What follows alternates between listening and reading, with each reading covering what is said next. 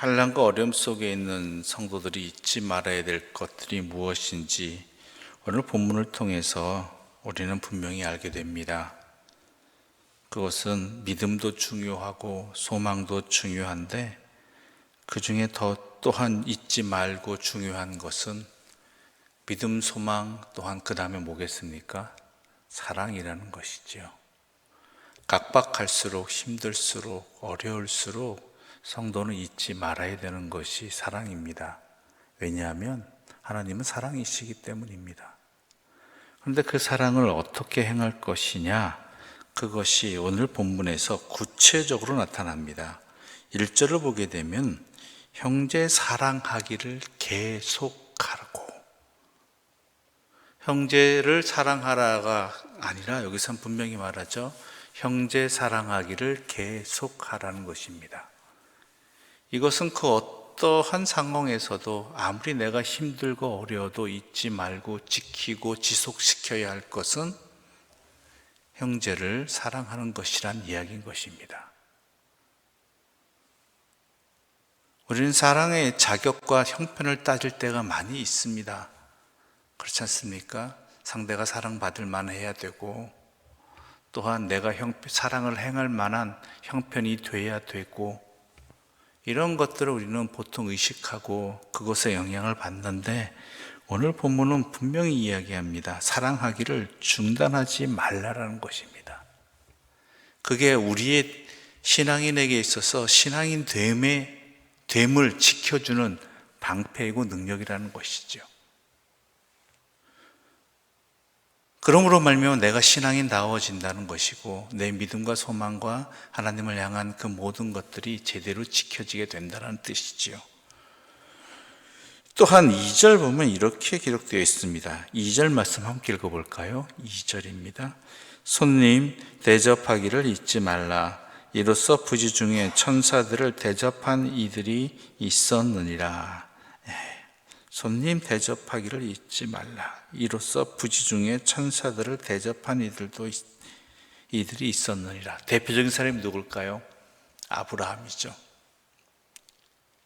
손님 대접하기를 게을리하지 않아서 하나님을 대접하게 된, 천사들을 대접하게 된 은혜를 누리게 되었죠. 그를 통하여서 소돔과 고모라에 대한 심판을 듣게 되고 하나님께 간구할 수 있는 기회를 놓치지 않게 된 것이죠. 여기서 말하는 손님이라는 것이 단순히 우리가 일반적으로 알고 있는 손님이 아닙니다. 이것은 의미하는 바가 뭐냐면 나에게 잘해주는 사람, 나에게 이익이 되는 사람만이 아니라 나와 전혀 관련이 없는 자에게도 너의 사랑을 행하라라는 것입니다. 가끔 우리 그리스도인들은 교회에서 굳이 우리에게 관계없는 사람들, 우리 교회에 나오지 않을 사람들, 이런 사람들에게 굳이 그들을 돕고 또한 그들을 사랑할 이유가 뭐가 있겠느냐? 우리의 사랑에도 분명히 목적을 가져야 되고 그 대가를 위해서 행하는 것이 효율적이지 않겠느냐라고 말합니다. 그건 세상의 사랑입니다. 하나님은 우리에게 그런 사랑을 행하지 않으셨습니다. 우리 또한 그런 사랑을 행하길 원하시는 것이지요. 내게 유익이 되지 않아도 또한 나와 전혀 관계없는 사람이라 할지라도 사랑 그 자체를 행하는 것이 바로 하나님께 드리는 대접이라는 것이고 하나님을 사랑하는 것이라는 이야기인 것입니다.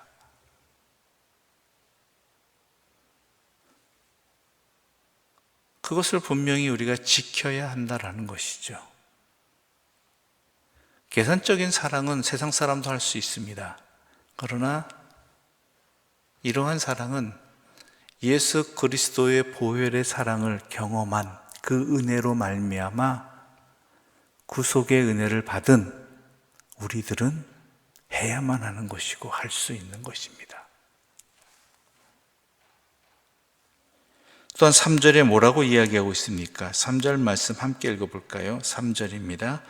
너희도 함께 갇힌 것 같이 갇힌 자를 생각하고 너희도 몸을 가졌은즉 학대받는 자를 생각하라. 나보다 더 힘들고 어려운 사람들을 도우란 이야기인 것입니다. 사랑하라는 얘기인 것입니다.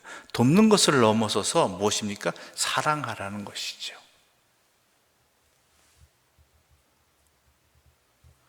이것이 하나님의 사랑을 받은 자가 반드시 이웃사랑으로 연결되는 것이 바로 이런 뜻을 담고 있는 것이죠. 나보다 힘든 사람, 나에게 갚을 것이 없는 사람들을 도리어 더 사랑하고 그들을 위해서 헌신하는 것, 이것이 성도의 공동체가 그 어떠한 위기 상황에도 지켜야 될 사랑의 모습이 된다는 것입니다. 오늘 이 시대 속에서 이 말씀이 우리에게 분명히 다가오는 것은 도리어 이 시대의 어려움 속에서 그리스도인의 사랑이 이 본질의 모습이 여실히 드러나는 기회이기 때문입니다. 우리가 행할 길이 무엇인지를 분명히 알려주는 말씀이기 때문입니다. 그러면서 또한 이야기합니다. 4절의 말씀 우리 함께 읽겠습니다. 4절입니다. 모든 사람은 결혼을 귀히 여기고 침소를 더럽히지 않게 하라. 음행하는 자들과 간음하는 자들을 하나님이 심판하시리라.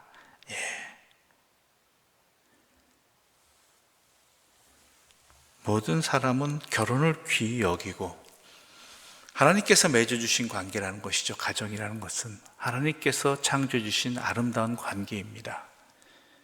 그렇다면 이 관계를 소중히 여겨야 된다는 것이죠. 사랑이라는 것이 언제부터 개인의 자유와 또한 인간 욕망의 도구가 되어버렸습니까? 사랑이라는 것이 그렇게 오염되어 버린 현실이 우리가 지금 살고 있는 시대입니다. 그러한 시대 속에서 우리 그리스도인이 해야 하는 것은 빛과 소금의 역할입니다. 빛과 소금의 역할이라는 것은 진짜가 무엇인지를 드러내는 것이고, 그리고 그 진짜가 썩지 아니하도록 지켜내고 증거하는 역할이 교회의 역할이고 성도의 역할이라는 것이죠. 참 어려운 일입니다. 힘든 일입니다. 때로는 이 일 때문에 우리가 힘들고 손해보고 어려움 당하기도 합니다. 분명히 나에게 어려운 일이고 지키기 힘든 일이지만 우리가 그럼에도 불구하고 이 진실한 사랑을 위해서, 하나님께서 맺어주신 관계를 위해서 우리가 이 세상에 빛과 소금의 역할을 감당해야 되는 것, 이것은 우리의 사명이기도 하고, 이 사명을 감당할 수 있도록 하나님께서는 우리에게 기도를 허락해 주셨고 응답을 허락해 주셨고 능력을 주시는 것입니다. 자녀가 자녀로서의 본분을 다하기 위해서 아버지에게, 부모에게 도움을 요청한다면 부모로서 그 자녀를 돕지 않을 부모가 어디 있겠습니까? 우리 하나님도 우리가 하나님께서 말씀하신 대로 이 사랑과 이 관계를 지키기 위해서, 이것을 위해 우리가 기도하고 하나님의 도움을 구할 때 하나님께서는 구한 것 이상으로 응답 주시는 분이라는 것이죠.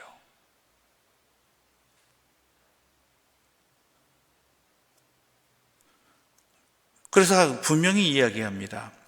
사랑으로서 사랑에 합당한 삶을 구할 때 하나님께서는 응답 주시는데, 대신 헛된 것, 사랑하지 말아야 될 것은 사랑하지 말라라고 분명히 이야기하죠.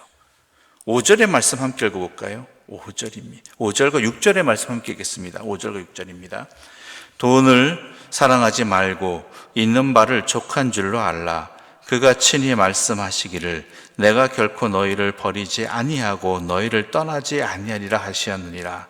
그러므로 우리가 담대히 말하되 주는 나를 돕는 이시니 내가 무서워하지 아니하겠노라. 사람이 내게 어찌하리요 하노라. 사랑하지 말아야 될 것을 사랑하는 어리석은 모습이 우리 안에 있다는 것입니다. 진짜 사랑해야 될 것은 사랑 안 하고 사랑하지 말 것에 대해서는 막 목숨 걸고 사랑한다는 거예요. 대표적인 게 뭐겠어요? 돈이라는 것이죠. 물질.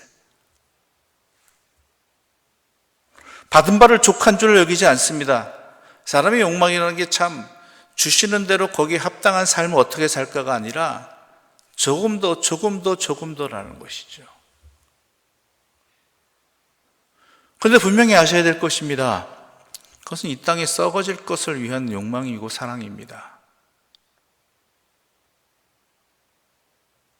헛된 것입니다. 물론 돈이라는 것이 우리의 삶에 반드시 필요합니다. 도구입니다. 그러나 그것이 진정으로 하나님 뜻에 합당하게 사용되어지는 도구가 되어야 되지, 우리의 삶의 주인이 되는 것이 주인이 되어서도 안 되고, 또한 우리로 하여금 하나님 아닌, 하나님을 사랑하지 못하게 하는, 하나님의 뜻을 사랑하지 못하게 하는 그러한 유혹의 것이 되어버린다면은 그거는 차라리 빼버리는 게, 잘라버리는 게 나을 수 있겠습니다. 그러면서 분명히 말씀하십니다. 그런 것들이 너희를 지켜주고 너희와 항상 함께하는 것들이 아니다. 누가 너희를 지켜주는 것이다? 하나님이 지켜주시고 하나님이 항상 너희와 함께 하신다. 주는 나를 돕는 이시다라는 것을 분명히 알라는 것이죠. 그러므로 붙들 것을 붙들고 사랑할 것을 사랑할 줄 아는 지혜로운 자들, 특히 어렵고 힘들 때일수록 더욱 이것을 잃어버리지 말고 지켜나가야 된다는 것을 분명히 오늘 본문은 이야기하고 있는 것이지요.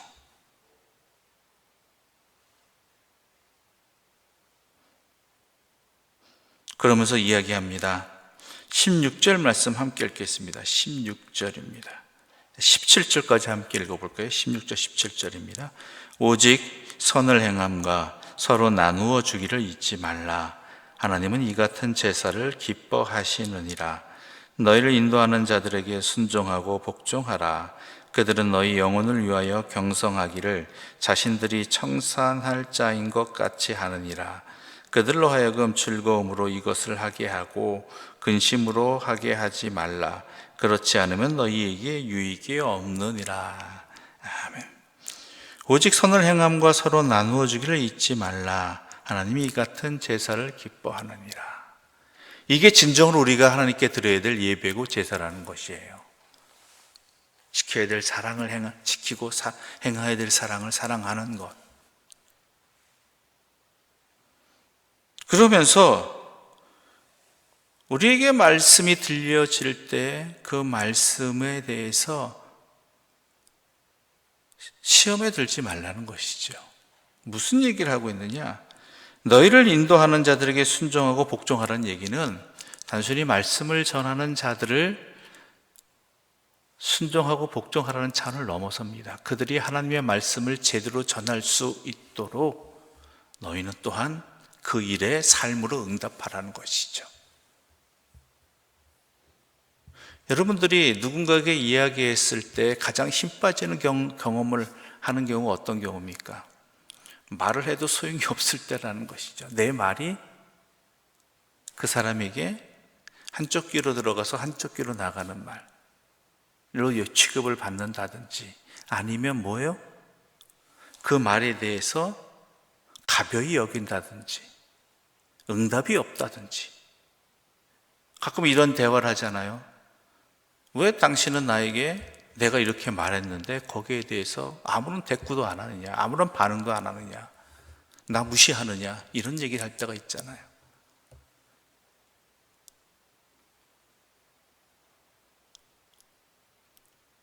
이건 또 우리에게도 저에게도 마찬가지고 여러분에게도 마찬가지인 것입니다. 이런 하나님의 말씀을 들었을 때 그 말씀을 소중히 여기고 응답하는 삶을 사는 것은 또한 말씀을 전하는 이들에게도 이것이 힘이 되고 더 잘 전하는 기회가 되고, 이것 서로가 함께 하는 것이란 이야기죠.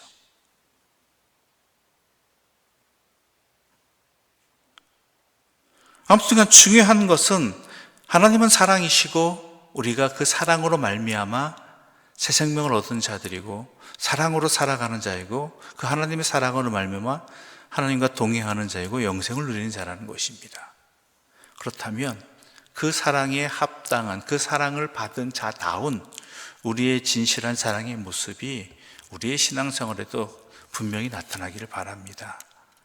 그 사랑은 세상의 사랑과 다른 진짜 본질적인 사랑이라는 것, 생명의 사랑이라는 것, 영원한 사랑이라는 것, 그것이 무엇인지 잘 분별하여서 우리를 통해서 세상에 참된 사랑이 증거되어지기를 바라고, 또한 그렇게 행할 수 있도록 하나님께서 우리에게 힘의 힘을 더해 주셔서 이 어려운 시대에, 이 혼란한 시대에 이 오염되어진 것들이, 잃어버린 사랑들이 회복되어지는 일들이 여러분을 통해서, 우리 교회를 통해서, 여러분의 가정을 통해서 일어나는, 조그만 것부터라도 변화되어져 나가는 그러한 귀한 일들이 있기를 간절히 소망합니다.